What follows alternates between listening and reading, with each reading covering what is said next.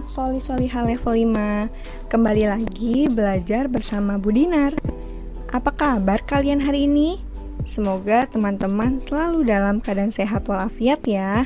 Serta semoga semuanya selalu diberikan kemudahan dan kelancaran oleh Allah dalam mengikuti setiap pembelajarannya. Dan pastinya semoga anak-anak selalu semangat mengikuti kegiatan belajar dari rumah. Kali ini, Bu Dinar akan menyampaikan pembelajaran PKN tema 3, subtema 3, tentang keragaman di Indonesia. Sebelum masuk ke materi, kalian perlu mengetahui tujuan pembelajaran pada materi kali ini. Yang pertama, siswa mampu menjelaskan keragaman di Indonesia dalam suatu organisasi. Yang kedua, siswa mampu menjelaskan perbedaan bekerja seorang diri dan kelompok. Sebelum kita lanjut ke materi, ada baiknya untuk merefresh pikiran kita, simak dulu yuk ice breaking kali ini. Silahkan dijawab ya. Are you ready? 3, 2, 1.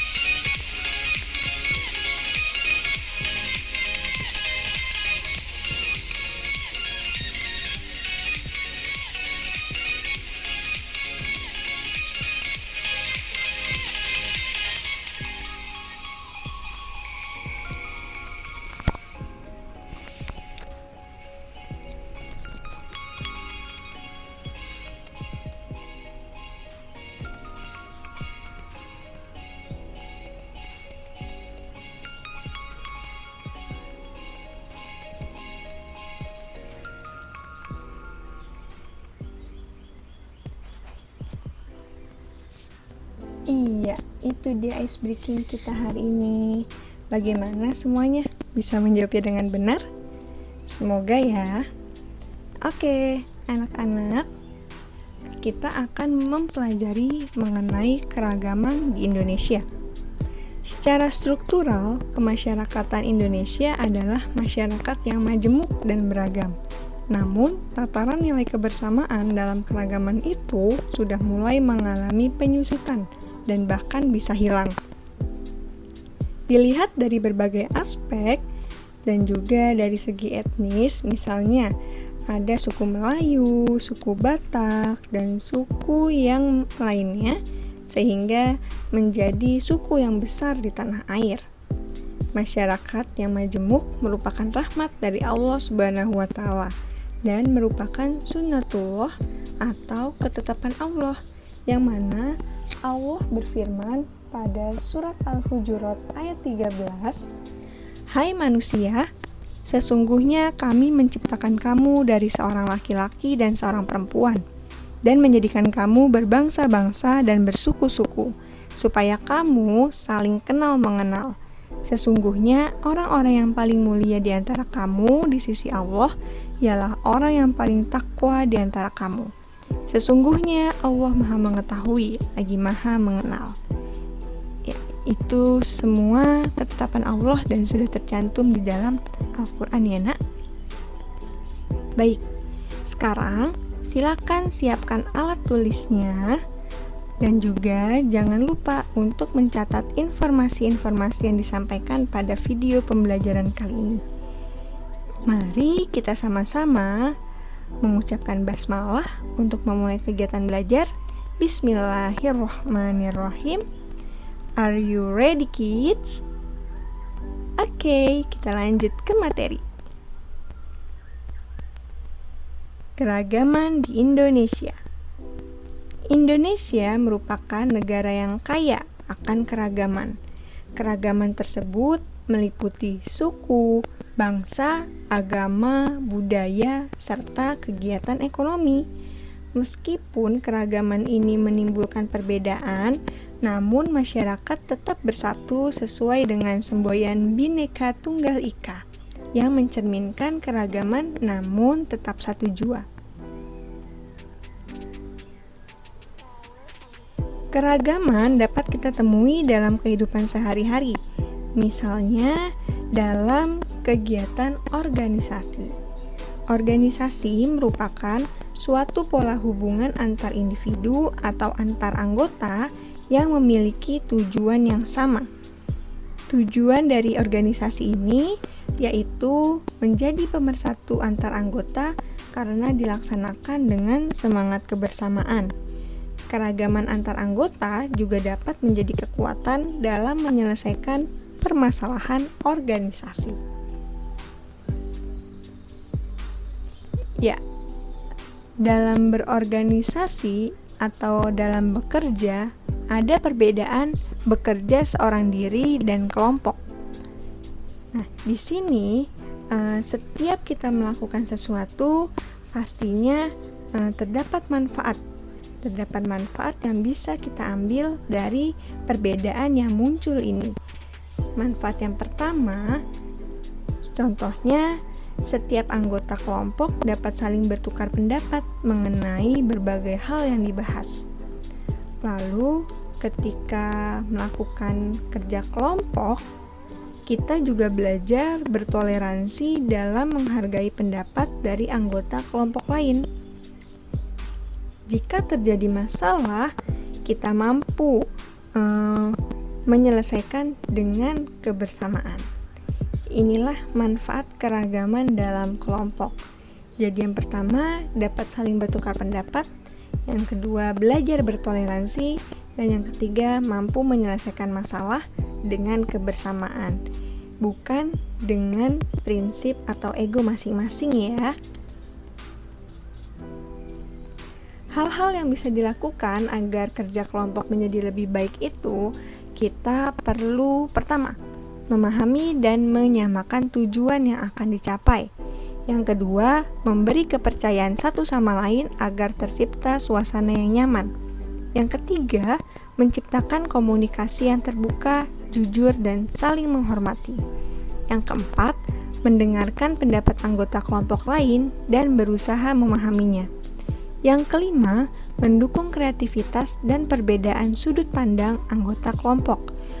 Perbedaan sudut pandang di sini maksudnya adalah perbedaan pendapat yang biasanya terjadi dalam kelompok. Yang keenam, membuat keputusan yang berkualitas dan bertanggung jawab untuk melaksanakannya.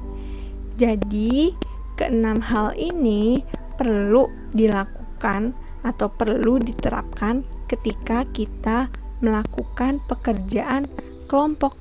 Seperti itu ya. Dalam bekerja sendiri ataupun bekerja kelompok itu terdapat kelebihan dan kekurangannya masing-masing. Nah, di sini yang pertama, Bu Dinar akan menjelaskan kelebihan bekerja seorang diri. Apa aja sih? Yang pertama, menjadi lebih mandiri. Yang kedua, dapat menentukan sendiri kegiatan dan waktu pekerjaan. Yang ketiga, mudah mengambil keputusan karena hanya pendapat sendiri. Yang keempat, kita bisa lebih fokus mengerjakan karena tidak terganggu orang lain. Dan yang kelima, bekerja lebih keras karena bertanggung jawab sendiri atas sebuah pekerjaan. Itu dia kelebihan dari bekerja seorang diri. Yuk, kita tingkatkan untuk bisa lebih mandiri nih. Oke, sekarang kekurangannya. Ada kelebihan, ada juga kekurangannya.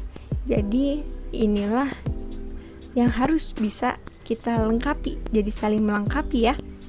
Yang pertama, kekurangan bekerja seorang diri yaitu pekerjaan dapat selesai lebih lama. Yang kedua, tidak mendapat bantuan dari orang lain. Yang ketiga, jika hasil pekerjaan atau tugas tidak memuaskan, akan ditanggung sendiri. Dan yang keempat, membosankan dan tidak ada yang memotivasi untuk menyelesaikannya. Yang kelima, hasil pekerjaan kurang maksimal karena kurangnya ide atau keterampilan yang dimiliki. Kita sebagai makhluk sosial pastinya memerlukan pendapat atau dukungan dari orang lain, bukan? Maka dari itu, kita ini sebenarnya perlu motivasi walaupun sering melakukan sesuatu seorang diri atau sendirian, tapi kita juga perlu mengharapkan atau mendapatkan motivasi dari orang lain supaya apa? Menghindari rasa kebosanan seperti itu. Sekarang Bu Dinar akan menjelaskan kelebihan dari bekerja kelompok. Yang pertama, hasil pekerjaan lebih maksimal karena dipikirkan oleh orang banyak. Yang kedua, memanfaatkan keahlian atau keterampilan yang dimiliki anggota kelompok. Memanfaatkan keahlian di sini maksudnya memanfaatkan untuk hal yang baik ya, bukan memanfaatkan dia bisa ini, yaudah biar aja dia yang melakukan. Itu tidak bisa, itu tidak sportif namanya. Tapi memanfaatkan di sini kita bisa belajar dengan mengetahui kelebihan atau keahlian dari anggota kelompok kita. Kita bisa belajar dengan dirinya supaya diri kita bisa berkembang lebih baik. Seperti itu. Yang ketiga, pekerjaan menjadi lebih ringan karena dikerjakan oleh beberapa orang. Yang keempat, berani mengambil resiko yang lebih besar karena ditanggung bersama. Lalu, kekurangan bekerja kelompok yang pertama adalah sulit menentukan keputusan karena banyak pendapat dan kelompok. Yang kedua, saling melempar tanggung jawab jika anggota kelompok kurang bertanggung jawab. Yang ketiga, perbedaan kemampuan, pendidikan, dan kepribadian dapat memunculkan perasaan ditinggalkan. Perasaan ditinggalkan di sini maksudnya adalah perasaan minder atau perasaan kurang percaya diri. Terkadang kita melihat anggota kelompok kita atau teman kita lebih baik, lebih mampu dari kita. Kita merasa kita tuh gak ada apa-apanya, atau kita tuh menjadi kurang percaya diri. Nah, ini nih kekurangan belajar kelompok, namun ini harus dihilangkan, tidak boleh terjadi. Yang keempat, terjadi partisipasi yang kurang seimbang antar anggota kelompok. Ini dia kekurangan bekerja kelompok. Setiap kekurangan pasti ada hal-hal yang bisa kita lakukan untuk mengurangi kekurangan itu terjadi, untuk menghindari hal-hal buruk itu terjadi. Kita harus bisa melakukannya, ya. Jadi, kesimpulan dari pembelajaran kali ini adalah bekerja secara berkelompok akan lebih baik dari bekerja seorang diri. Betul?